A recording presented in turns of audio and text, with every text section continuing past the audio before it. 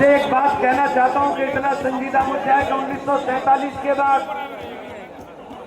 ये सबसे बड़ा मसला मुसलमानों का हमारे सामने खड़ा हो गया है। हम जॉइंट पार्लियामेंट्री कमेटी के अंदर थे, हमें पता है एक बहुत बड़ी साजिश के तहत इतने बड़े मसले के ऊपर आए हो, 2 मिनट प्यासे नहीं रह सकते। अरे 2 मिनट रुको, सुनो बात। ये लोग हमारी जमीनें छीनना चाहते हैं, ये मसाजिद को खत्म करना चाहते हैं, खानकाहों को खत्म करना चाहते हैं। एक मुनज़्ज़म साजिश के तहत आरएसएस की उस विचारधारा को, उस आइडियोलॉजी को लागू करना चाहते हैं जिस आइडियोलॉजी के अंदर नाउज़ुबिल्लाह कुरान को बदलने की भी बातें करने की बात करते हैं। आप लोगों को इस बात को समझना होगा कि जमहूरियत के निजाम के अंदर ताकत अगर कहीं से आती है, वो ताकत आती है वोट से।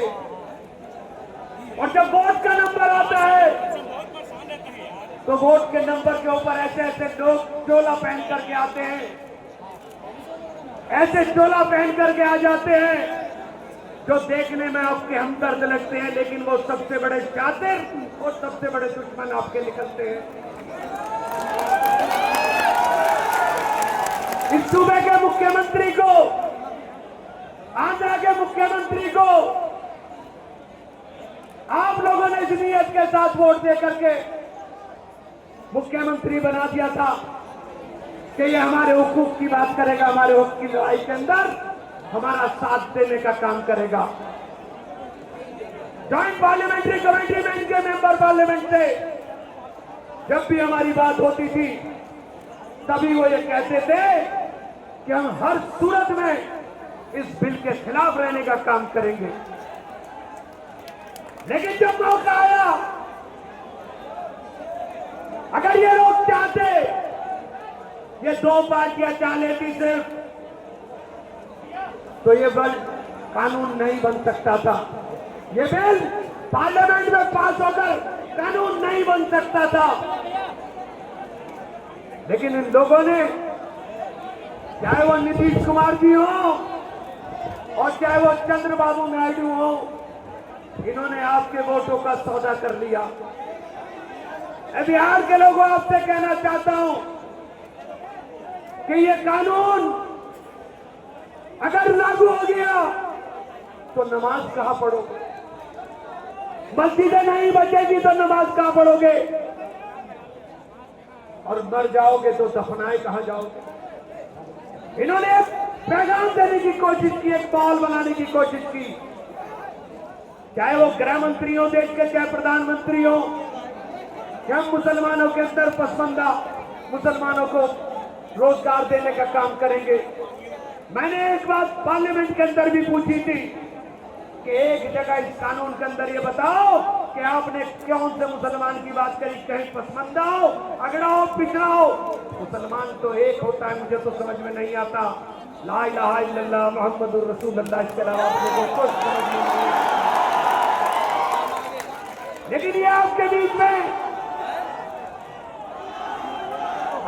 में गलतफहमी पैदा करने की बात करी जाती है। मैं आप लोगों से आप कहने के लिए आया हूं, बिहार के लोगों, मैं बिहार के गजूर मुसलमानों तुमसे कहना चाहता हूं, बकरी की खाल पहने हुए भेड़ियों से होशियार हो जाना। बकरी की खाल पहने हुए इन भेड़ियों से होशियार हो जाना। ये नोच के डाल देंगे हमको। यहां सरकार बनानी है, इस नियत के साथ वोट डालना। कोई तुम्हारा भाई बीच में आकर खड़ा हो जाए, वो भाई तुम्हारा हमदर्द नहीं, ये कन्हैया तुम्हारा हमदर्द हो सकता है। ये बात इसलिए कहना चाहता हूं कि सेकुलरिज्म के नाम के ऊपर भारतीय जनता पार्टी ने पूरे देश के अंदर नेताओं को पालने का काम कर लिया है। इन पले हुए नेताओं से होशियार हो जाना। ये जो पले हुए लोग हैं, इनसे होशियार हो जाना। ये कानून बन चुका है, लड़ाई सुप्रीम कोर्ट में, ये बिल नहीं बचा है। अब ये कानून बन गया है, लड़ाई सुप्रीम कोर्ट में है। अगर राज्य में सरकार बन जाएगी तो औकाफ की हिफाजत हो जाएगी। साथियों, ये समझ लेना। वक्त बहुत ज्यादा हो गया, मैं समझ रहा हूं, लेकिन मैं संजीदा मसले के ऊपर आपसे एक बात के साथ अपनी बात खत्म करूंगा कि हमारे आबा अजदाद ने जंग आजादी के अंदर लड़ाई लड़ी और ये आजाद कराया मुल्क।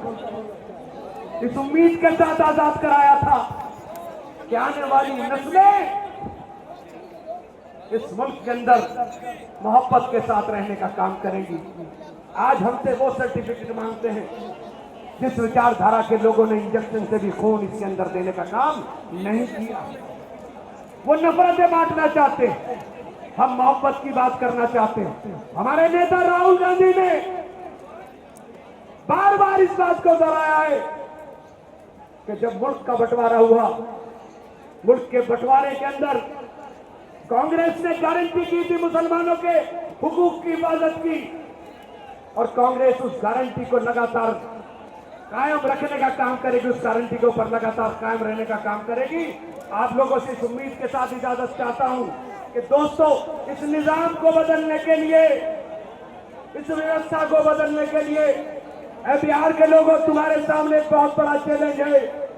अगर तुमने इस निजाम को बिहार से उखाड़ करके फेंकने का काम कर दिया और उन भेड़ियों को जो बकरी के खाल पहन करके आपके बीच में आने की कोशिश करेंगे, पहचान लिया तो पूरे मुल्क के अंदर इन लोगों का जाने का वक्त आ गया है। बहुत बहुत शुक्रिया साथी।